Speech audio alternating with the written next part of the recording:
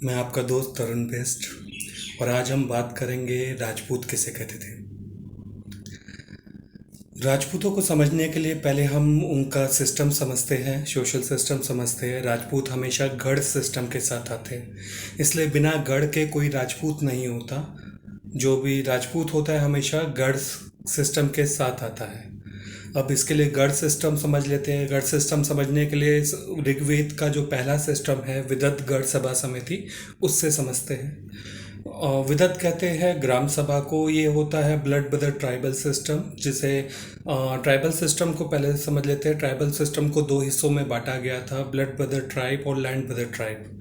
तो इसमें जो ब्लड ब्रदर ट्राइब है उन्हें कुरु कहा गया, और लैंड ब्रदर ट्राइब को पुरु कहा गया, मतलब पुनर्नवा, जो कन्वर्ट होकर ट्राइबल सिस्टम में आया। मगर जो शुरुआत से ही ट्राइबल सिस्टम में था उन्हें कुरु कहा गया। तो कुरु सिस्टम ये होता है कि एक परिवार बड़ा और एक गांव में बदल गया, एक कबीले में बदल गया।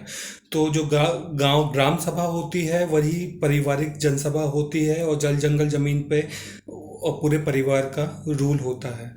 तो इसी हिसाब से उत्तराखंड में आज की डेट में गांव बसे हुए हैं, तो वहाँ पे भी आपको ब्लड ब्रदर ट्राइब मिलते हैं, और राजपूतों में यहाँ पे राजस्थान वगैरह में भी मिलते हैं।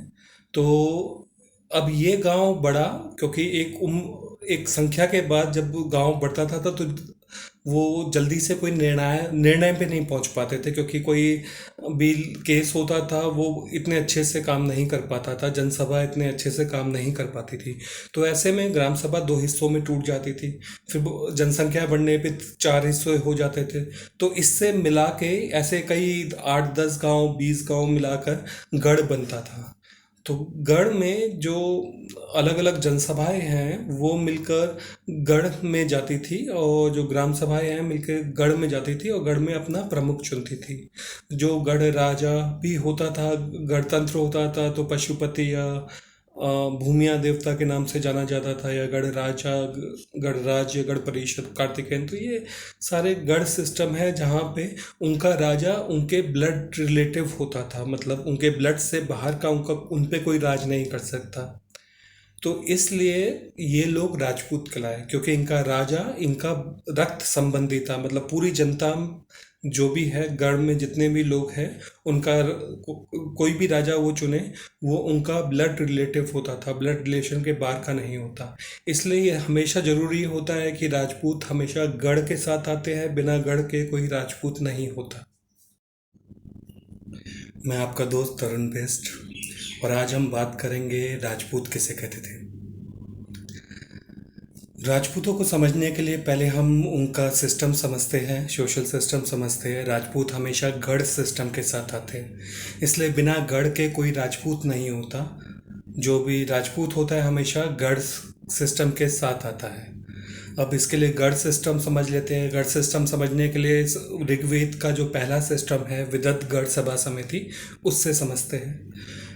विदत कहते हैं ग्राम सभा को। ये होता है ब्लड ब्रदर ट्राइबल सिस्टम, जिसे ट्राइबल सिस्टम को पहले समझ लेते हैं। ट्राइबल सिस्टम को दो हिस्सों में बांटा गया था, ब्लड ब्रदर ट्राइब और लैंड ब्रदर ट्राइब। तो इसमें जो ब्लड ब्रदर ट्राइब है उन्हें कुरु कहा गया, और लैंड ब्रदर ट्राइब को पुरु कहा गया, मतलब पुनर्नवा, जो कन्वर्ट होकर ट्राइबल सिस्टम में आया। मगर जो शुरुआत से ही ट्राइबल सिस्टम में था उन्हें कुरु कहा गया।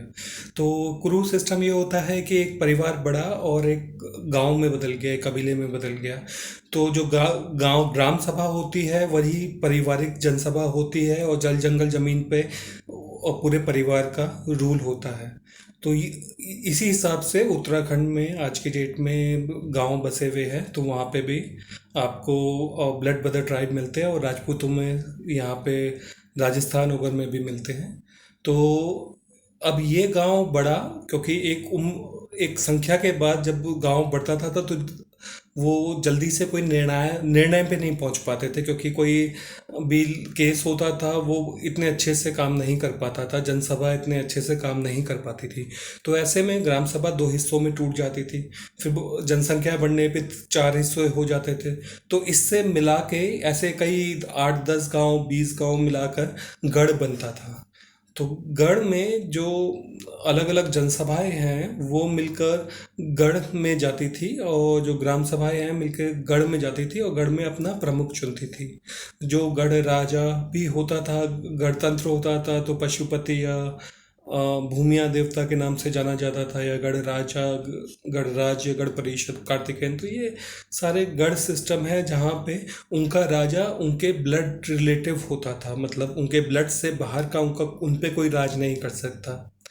तो इसलिए ये लोग राजपूत कहलाए, क्योंकि इनका राजा इनका रक्त संबंधी था। मतलब पूरी जनता जो भी है, गढ़ में जितने भी लोग हैं, उनका कोई भी राजा वो चुने, वो उनका ब्लड रिलेटिव होता था, ब्लड रिलेशन के बाहर का नहीं होता। इसलिए ये हमेशा ज़रूरी होता है कि राजपूत हमेशा गढ़ के साथ आते हैं, बिना गढ़ के कोई राजपूत नहीं होता। धन्यवाद।